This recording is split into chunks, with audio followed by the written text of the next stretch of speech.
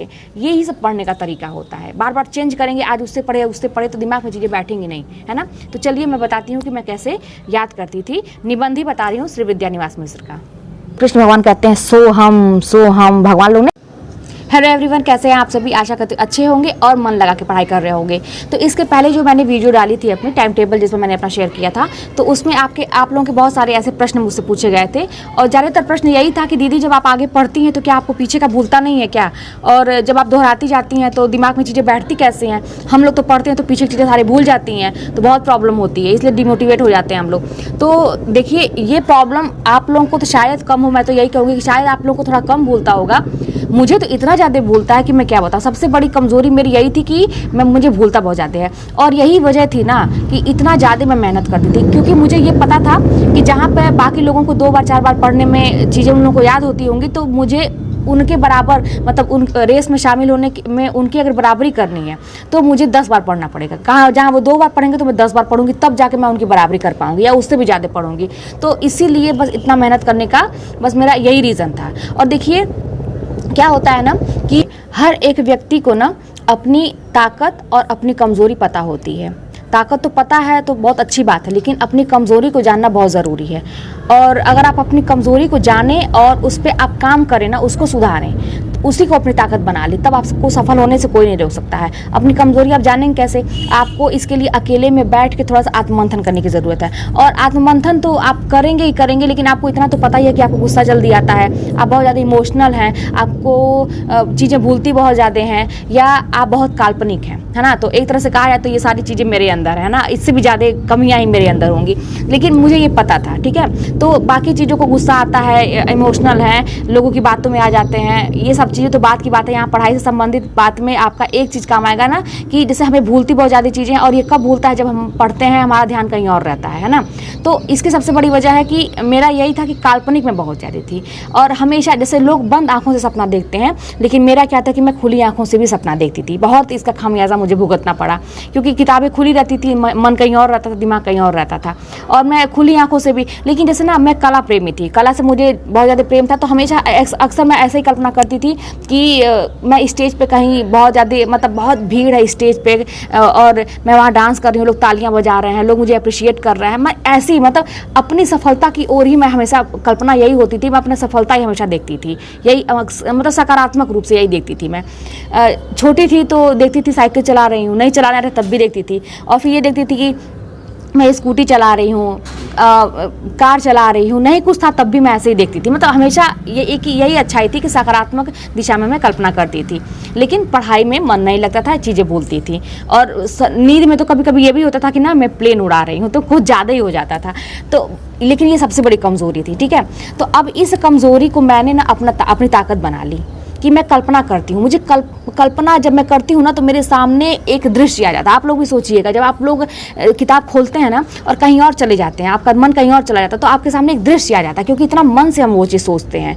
किसी की कही हुई बात हुई है ना, जिससे हमें दुख होता है, वो भी हम सोचते हैं, तो वो दृश्य सामने आ जाता है, क्योंकि इतना हम उसमें गहराई से उसको सोचते हैं, या कुछ और अच्छी चीज़ हम कल्पना करते हैं, तो वो दृश्य सामने आ जाता है। तो मैंने अपनी इसी कमज़ोरी को अपनी ताकत बना ली। जब मैं पढ़ाई करने लगी ना, तो आप लोग जब रटेंगे, है ना, जब आप लोग रटेंगे तो आपको कभी नहीं याद होगा। बस अब मैं इसी कल्पना के सहारे में चीज़ों को पढ़ने लगी। मैं जब पढ़ती थी ना, रचनाएं जब मैं याद करती थी, कोई टॉपिक पढ़ती थी ना, तो एकदम उसको मैं फील करने लगी और कल्पना करने लगी। जैसे मैं जयशंकर प्रसाद को पढ़ रही हूँ, महादेवी वर्मा को पढ़ रही हूँ, तो मुझे ऐसा लगता था कि जयशंकर प्रसाद मुझे दिख रहा है, मैंने कभी नहीं देखा उनको, लेकिन मैं फील करती थी कि वो ऐसे होंगे, कल्पना ऐसे करती थी। रामचंद्र शुक्ल की किताब में पढ़ रही हूँ, तो किताब खोलने से पहले मुझे उनका पिक्चर सामने आ जाता था। ऐसा देखी कभी नहीं हूँ, लेकिन एक काल्पनिक जो कार्य है। महादेवी वर्मा की जब मैं कोई रचनाएं पढ़ती थी, दुख वाला जो ऐसा कोई पंक्तियाँ पढ़ती थी, तो उसमें मुझे सब चीज़ जो शब्द उसमें लिखा है ना, वो चीज़ पिक्चर मेरे सामने आता था। इस तरह से मतलब इमेजिनेशन कर करके मैं अपनी इसी कमज़ोरी को अपनी ताकत बना ली। तो आप लोग भी ये करके देखिएगा, और थोड़ा सा टाइम टेकिंग तो है, टाइम लगता है इसको। किसी चीज़ को कल्पना करेंगे थोड़ा दिमाग पे जोर डालना पड़ता है, और ये देखिए ज़बरदस्ती ये करना पड़ेगा, क्योंकि अच्छी चीज़ें जानते हैं ना कि ज़बरदस्ती करना पड़ता है। तो यहाँ पे हमें सफल होना है, हमें अपना चीज़ तैयार करना है ना। अपने इमोशन को और कल्पना को मैं जोड़ लेती थी। इमोशन को मैं कैसे जोड़ती थी साथ में तैयार करने के लिए, कि लोगों की बातें जो आलोचना मेरी करते थे, निंदा करते थे, जो कहीं ना कहीं से मुझे लोग चैलेंज दिए थे कि तुम नहीं कर पाओगे, तुम भीख मांगोगे, ऐसा भी लोग मुझे कहते तुम एक दिन भीख मांगोगे कटोरा लेके। तो मैं उन चीज़ों को ना दिल पर ले ली थी, और मैंने सोचा था कि मैं इसका जवाब जो है ना ऐसे बोल के कुछ नहीं देना है, किसी तरह से बस सफल होकर दिखाना कि मैं ऐसा दिन कभी मेरी ज़िंदगी में नहीं आएगा कि मैं इतना नीचे गिर जाऊंगी। तो ये चीज़ इमोशनली इसको मैं अटैच कर ली थी, और बाकी अपने बच्चे को मैंने आपने बताया कि सब इमोशनली अटैच कर लीजिए और कल्पना करके, ठीक है। तो आप लोग को बार बार ये भी आता है दीदी निबंध करा दीजिए, निबंध करा दीजिए, आप लोगों के ऐसे प्रश्न आते हैं। तो मैं निबंध का ही एक श्री विद्यानिवास मिश्र जी का आप लोग देखेंगे बहुत ज़्यादा वो लिखे हैं। अब इनका मान लीजिए निबंध आपको याद करना है, आप रटेंगे तो ज़िंदगी में आपको कभी नहीं याद होगा, याद भी हो जाएगा तो फिर वो भूल जाएगा। तो इसको और एकदम आसान तरीके से, बस थोड़ा सा आपको टाइम, क्या रटने से तो जल्दी याद होगा आपको।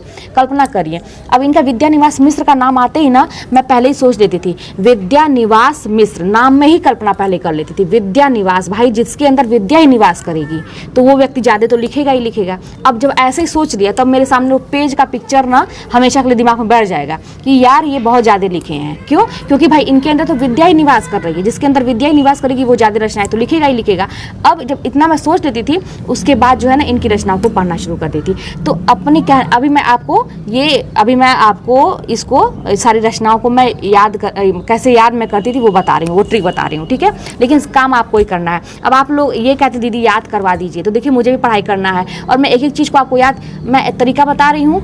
आप लोग अपने इर्द गिर्द जो कहानियाँ हैं उनसे रिलेट करके ना आप तैयारी अपनी करिए, पढ़ाई करिए। जैसे आपके कोई रिलेशन के कोई है जिसका नाम उससे मिलता है, जैसे राजेंद्र यादव का जब भी इनका नाम आता था तो मेरे रिलेटिव एक राजेंद्र हैं, अंकल लगते मेरे, उनको मैं सोच लेती थी, किसी को मैं रिलेट कर लेती थी, उन्हीं के सहारे पूरा उनकी कहानी एक गढ़ के मैं ऐसे याद करती थी। तो अपने तरीके से जब याद करेंगे ना तो वो जल्दी आपको याद होगा। अपनी कोई कहानी आपके इर्द गिर्द जो चीज़ें हैं उससे रिलेट कर करके पढ़ेंगे तो जल्दी याद होगा। तो चलिए मैं आपको बताती हूँ कि ऐसे कल्पना करके ट्रिक से कैसे आप अच्छे से याद करेंगे, दिमाग में हमेशा बैठेगा।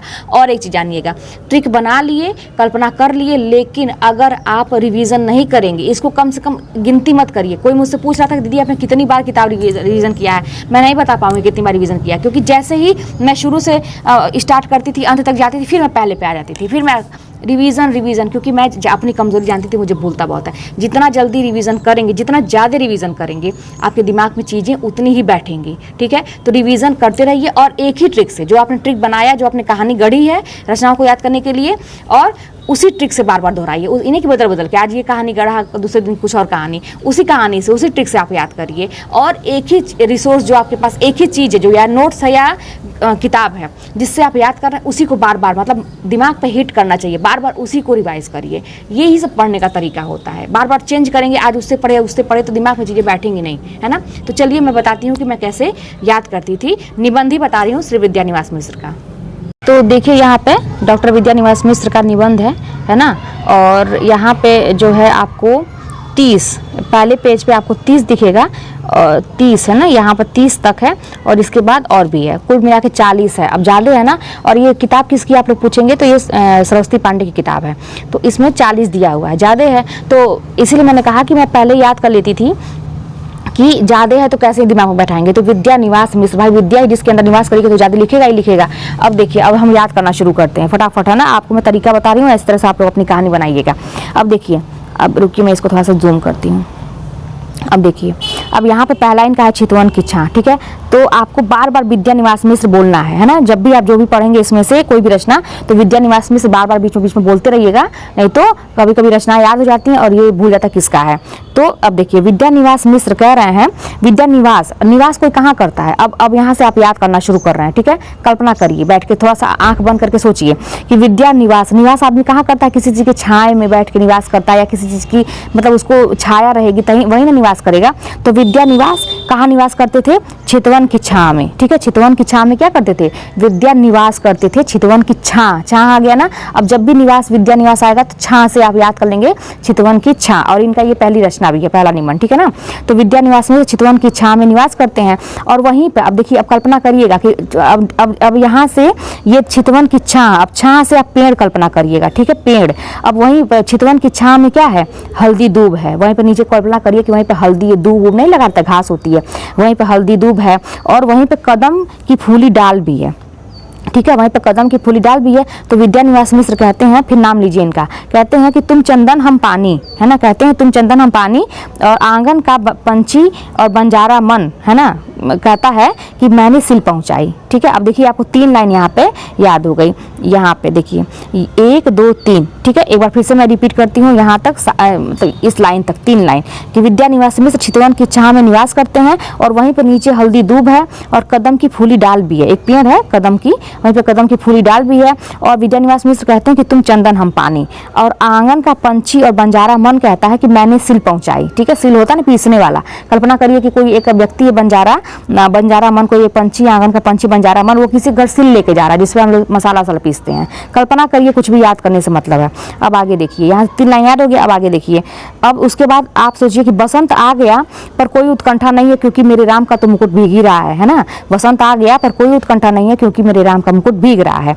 परंपरा बंधन नहीं है, कटीले तारों के आर पार चले जाओ, है ना। ये सब विद्या निवास मिश्र कह रहे हैं कि बसंत आ गया पर कोई उत्कंठा नहीं है क्योंकि मेरे राम का मुकुट भीग रहा है, और परंपरा बंधन नहीं है, कटीले तारों के आर पार चली जाओ। ठीक है, कौन, वहीं पर आप कटीले तार, कल्पना करिए कि कहीं पे हम गए हैं, बॉर्डर होता है ना, कहीं कोई घेरा रहता है, कटीले तारों से कुछ घेरा हुआ है खेत होत, वहीं पे कोई बैठी हुई है। तो ये पूछ रहे हैं कौन, तू फुलवा बिन निहारी, मतलब कोई औरत वहीं पे छुपी हुई है, तो उसको कह रहे हैं कौन, तू फुलवा बिन निहारी। तो वो कहती है नहीं मैं निज मुख मुकुर हूँ, नहीं मैं निज मुख मुकुर हूँ, वो लड़की बोलती है।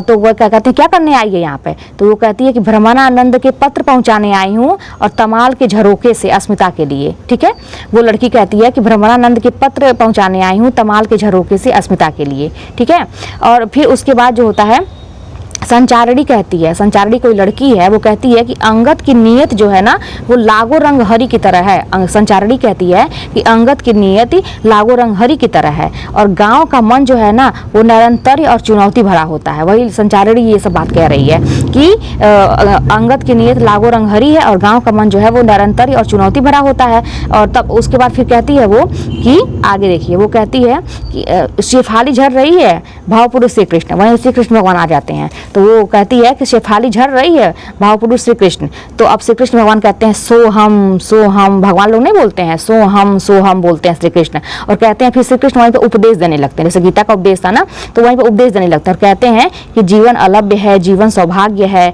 देश धर्म और साहित्य, नदी नारी और संस्कृति है। ठीक है, कहते हैं देश धर्म और साहित्य, नदी नारी और संस्कृति है। और फिर कहते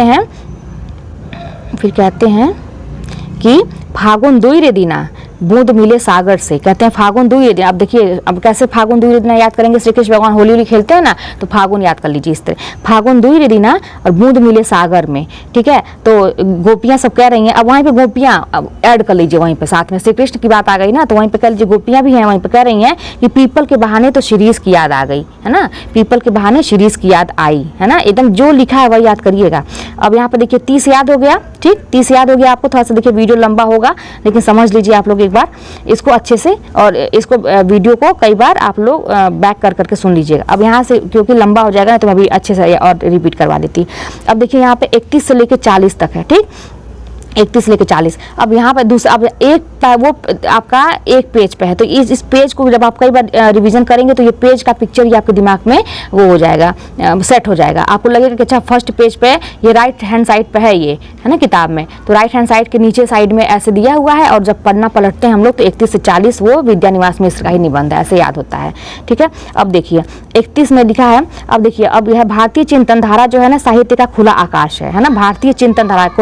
कल्पना करिए कि हमारे भारत की जो संस्कृति है ना, भारत की जो चिंतन धारा है वो कैसी है, साहित्य का खुला आकाश है। और लोक का स्वर जो है वो क्या करता है, नहीं आप ऐसे याद करिए, भारतीय चिंतन धारा जो है साहित्य का खुला आकाश है, लोक और लोक का स्वर है ना, लोक और लोक का 3 कवर करिए एक साथ, 31 से लेकर 33 तक। भारतीय चिंतन धारा साहित्य का खुला आकाश है और लोक का स्वर है, एक साथ 3 याद हो गया। ठीक, अब देखिए रथ यात्रा निकल रही है क्योंकि गिर रहा है आज पानी, रथ यात्रा निकल रही है क्योंकि गिर रहा है आज पानी, और क्या हो रहा है, और स्वरूप विमर्श भी हो रहा है। ठीक है, रथ यात्रा निकल रही है क्योंकि गिर रहा है आज पानी, और वहीं पर स्वरूप विमर्श भी हो रहा है। गांधी का करुण रस कहता है कि थोड़ी सी जगह दे दे।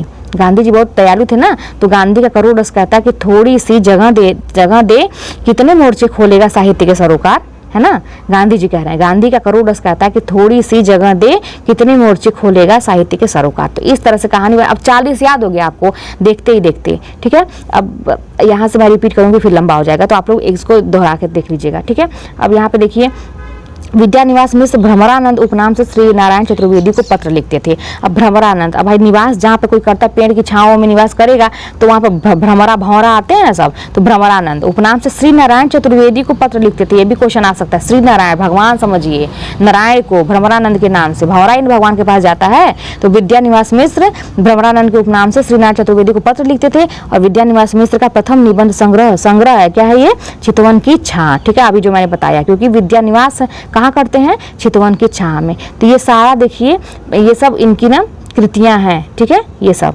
है ना। तो आपको इस तरह से 40 याद हो गया। इस तरह से कहानी बना बना के और बाकी याद कर लीजिए। वीडियो लंबा हो जाएगा तो मैं यहीं पे एंड करती हूँ और फिर मिलते हैं नेक्स्ट वीडियो में। हाँ, पसंद आए तो लाइक करिएगा, चैनल पर नए तो सब्सक्राइब जरूर करिएगा, ताकि आप लोगों के प्रश्न जो है मैं लेके आती हूँ और आप लोगों को ऐसे यूजफुल वीडियो मिलती रहे।